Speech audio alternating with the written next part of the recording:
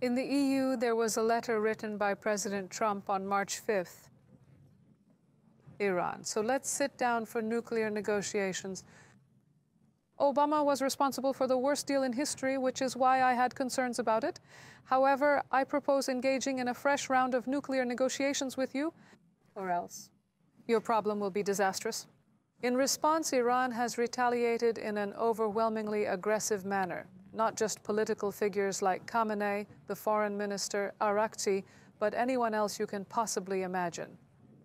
But this nuclear tension here, it is not subsiding. On the contrary, it is increasing. Trump, once again, I'll bomb the hell out of it.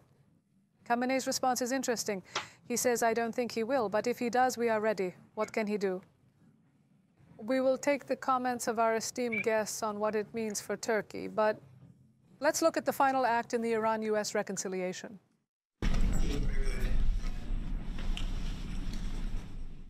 U.S. President Donald Trump has issued his strongest threat against Iran since taking office. Speaking to the American NBC News channel, Trump said that if Iran does not sign a new nuclear deal, they will intervene militarily. If they don't make a deal, he said, there will be bombings like they have never seen before. The response from Tehran was swift. Iran's Supreme Leader Ali Khamenei said that if they attack us, they will receive a strong response. The enmity of the United States and Israel has always been there. They are threatening to attack us, which I don't think is very likely. But if they do so, they will certainly receive a strong blow. Iranian Foreign Ministry spokesman Ismail Beqaei called Trump's bomb threat a shocking insult. Violence begets violence and peace begets peace. The U.S. can choose its own path, accepting the consequences and the impact, he said. With both sides on high alert, Axios News website reports that the U.S. has sent B-2 stealth bombers to the Diego Garcia military base in the Indian Ocean. These planes can carry massive bunker-busting bombs that would be a key element in any military action against Iran's underground nuclear facilities. But how will Iran respond to an attack if Trump gets his way? U.S. bases in the Middle East are thought to be targets. According to Iranian media, the Diego Garcia base, where B-2 bombers are stationed, could be hit. The Tehran Times newspaper, meanwhile, claimed that Iran has readied missiles in all its underground cities for launch after Trump's latest threats.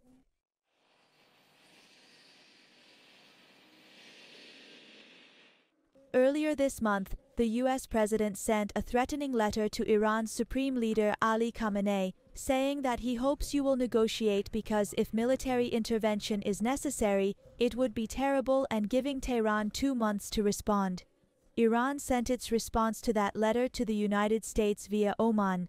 President Masoud Pezeshkian, on the other hand, on Sunday closed the door to the possibility of direct negotiations with Washington. He said indirect negotiations through mediators could be possible.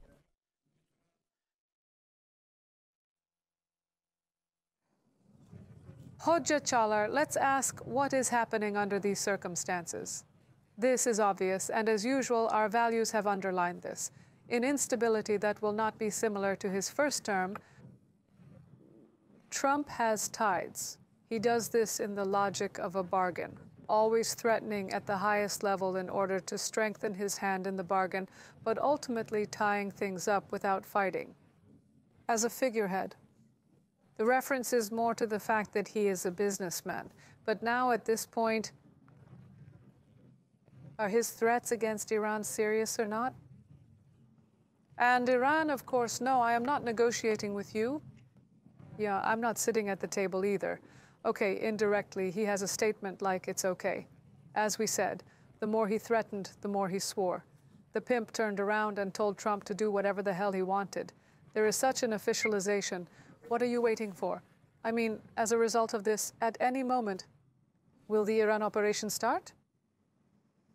Now, Mr. Erdogan, the Iranian operation, let me tell you very briefly first. When you say the Iranian operation starts, the Third World War starts, let me tell you first, let me go from there first. Why? because Mr. Trump has such a contradictory profile that one of his first words when he arrived was that America would be dealing with economic crises, that all the wars and tensions in the world were over, and that he wanted to go down in history as a man who made peace. But now all of a sudden, we are seeing a controlled escalation of a crisis against Iran that is increasing in tempo, and that is that Trump is not just against Iran in the world. Like Canada, like Greenland, if you'll pardon the expression, like glassware, like an elephant in a shop, it goes around in circles. Therefore, there is now Iran. Very true, not at all. He has a policy that in no way envisages an escalation of a problem or crisis with Iran.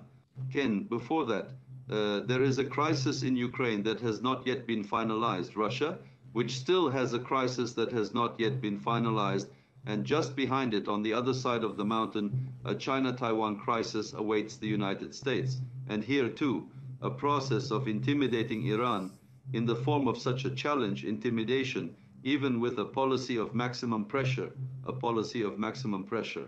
Now, of course, if we remember, Mr. Unal, what kind of dialogues Iran and the United States, which had previously experienced tensions and crises, had close to each other in Trabant? Of course he did. We are telling them. After the assassination, Qasem Soleimani threatened that he would leave no stone unturned. I said, I'll destroy Khamenei, I'll leave you in the dust.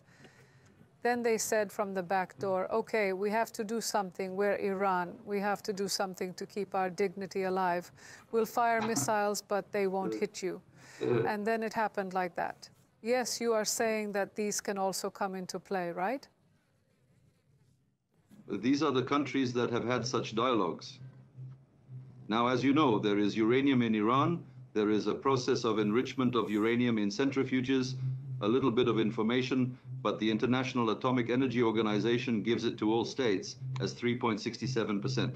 In other words, when you go above 3.67%, you become a country that uses that uranium element for non-peaceful purposes. There is an issue that has been learned, heard but not revealed in the inspections, which is that Iran has allegedly increased this to the level of 60%. Naturally, this process makes the US uneasy and uncomfortable. In 2015, the embargo was lifted. In 2018, the embargo was reimposed. Negotiations were held where we would find a break and so on. Iran is an Iran that has always denied the possession of nuclear weapons and has always stated that it has no such intention. However, we have not been able to convince the US, and we are in serious economic difficulties due to the severe economic sanctions imposed by the US since 2018. I don't see Mr. Trump suddenly targeting Iran and saying that he is going to do heavy bombing, he is going to destroy it, he is going to do it very violently, as very feasible, very realizable. This is a deterrence and intimidation statement, because if it fires on the places that it claims it will hit, and even according to its own intelligence, the places where it claims that there are nuclear weapons, that it has the will to hit, that it can hit, if it does something like this in the areas that were never hit in the Israeli-Iranian air battles in April last year, that conflict, let's assume that it happened, it is not possible for that conflict to remain localized. It will spread rapidly, and we should never forget the Russian factor and the Chinese factor, which are in a serious strategic partnership with Iran. Even the North Korean factor, which is a little more on the edge, should never be discarded. Therefore, Trump's "I'll come and hit Iran, I'll do this to you, I'll do that to you," sounds a bit like a dry bully to me. Maybe it is for deterrence, maybe it is for intimidation, but could it happen on the ground? I didn't see much possibility of Iran bombing. You say it's not realistic? Operation is possible. Okay, laughs. Okay. No, their priorities are different. I mean, Iran has suddenly come out of nowhere at the moment, so it seems to me that they have mixed up the order of priorities. There is a very important issue that Mr. Ambassador mentioned. We will talk about it soon. Perhaps there is the concept of Hydra strategy. In other words, the world is now facing a crisis regarding the sharing of water resources beyond scarce resources, oil and natural gas. Hydra strategic structures are emerging. In this sense, it is necessary to reveal that the US sees Iran and Turkey as a threat. Turkey is the main field of the Tigris-Frat Basin. Therefore, I believe that the U.S. is currently pursuing a deterrent policy that only aims to deter Iran and to put Iran under pressure and control in terms of the support it can give to certain regions, the support it can give to the Syrian region, Yemen, and Gaza.